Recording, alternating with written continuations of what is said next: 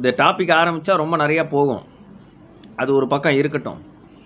அந்த நரகத்தில் என்ன அவளுக்கு தண்டனை அப்படின்னா, இங்கே பூமியில் நீ எவ்வளோக்கு எவ்வளோ சோத்தையும் உணவு பண்டங்களையும் இறக்கிறியோ அது அப்படியே அங்கே செதறி கிடக்குமா. ஒரு இருட்டு ரூமுக்குள்ளே செதறி கிடக்குமா. அதை காலால் மிதிக்காமல் ஒரு ஈர்க்குச்சி கையில் கொடுத்துருவாளாம். ஒரு பருக்கையாக எடுத்து எடுத்து எடுத்து எடுத்து கையில் ஒரு பாத்திரம் கொடுத்துருவாளாம். அதில் சேகரிக்கணும்.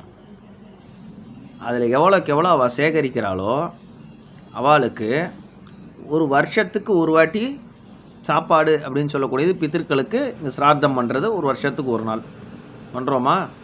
அவளுக்கு அந்த சேகரிக்கக்கூடிய உணவுகளை 27 சிரார்த்தம் அவத்தில் கொடுத்ததுக்கு அப்புறம் தான் அந்த சேகரித்த பங்குலேருந்து ஒரு 7ல் ஒரு பாகம் உணவு கொடுப்பாளாம்.